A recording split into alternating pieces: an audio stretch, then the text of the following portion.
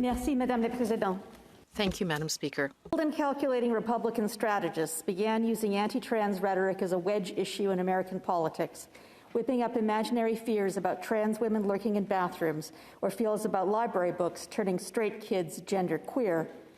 I rejoiced that we lived in Canada, where, I naively believed, such craven and cowardly politics would never take hold. When I looked to Britain and saw trans-exclusionary feminists, including the once-beloved children's writer J.K. Rowling, of all people, attacking trans rights, I felt grateful to live in Canada, a country of inclusion and compromise, where gender identity and expression are protected by our Charter of Rights and Freedoms. But as I look out now on Canadian streets, where protesters are tearing down and stomping on rainbow flags, when I look at Canadian social media, where people are equating LGBTQ activists to Nazis, my heart sinks.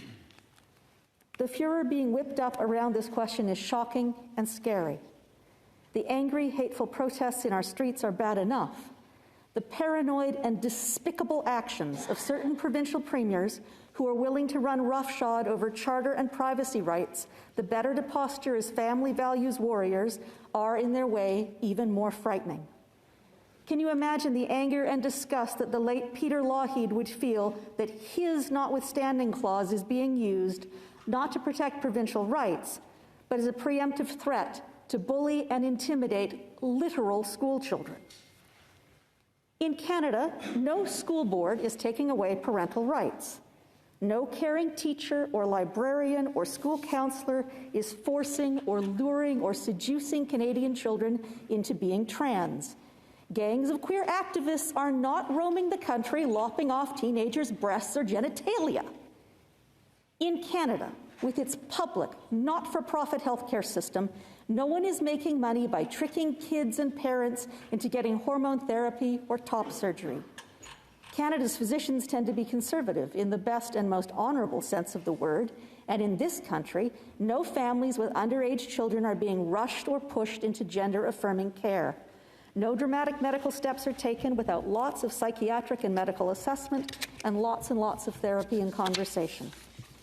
The Save the Children rhetoric being weaponized so recklessly by anti-trans protesters and their allies on both the left and the right is the rhetoric of the moral panic, of the witch hunt. It's the same language that was everywhere in the public discourse during the satanic panic child abuse scare in the 1980s. It's the same language used at Salem, or when medieval peasants worried that their children were going to be stolen by the Roma or the fair folk. And it's the language that anyone of Jewish descent should recognize with a shudder, because it is the precise vocabulary of the anti-Semitic blood libel, the 1,000-year-old canard that Jews kidnap Gentile children to use their blood in religious rituals. And no week more than this week should that shock and horrify us. No wonder the Anti-Defamation League in the United States has documented evidence of anti-trans hate campaigns that explicitly link the trans movement as part of a giant Jewish conspiracy. Because telling people that their children are in danger, that some menacing, mysterious group of outsiders wants to steal or mutilate or somehow convert their kids, my friends, that is propaganda with a pedigree, a dark and bloody pedigree, and for thousands of years, across cultures and continents, it has been the go-to tactic to incite a mob. And it works, because it plays on every parent's darkest terrors. Of course we love our children. Of course we want to protect them. Of course we want to ensure that they share our values, that they conform to our hopes and dreams for them. But we cannot let hate mongers turn our love for our children and our fears for their happiness into a political weapon to divide our country. And we cannot let partisan operatives who don't even truly care about the issue, but who see it as a handy political tool, exploit vulnerable children and their families as a way to win votes. I have not always been comfortable with the ambivalences of this issue. I owe a lot to my daughter's friends and my friends' children, who identify as non-binary, genderqueer, gender fluid, two-spirited, and trans. I've come on a journey with them, watching them fight for their rights, their identities, and their mental health.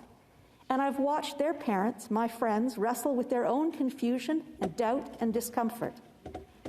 The gender binary is so ingrained in our popular culture. It's the first thing we ask of any baby. Is it a boy or a girl? The idea that someone could be either or neither or both confounds us, because most of us were brought up in a binary world.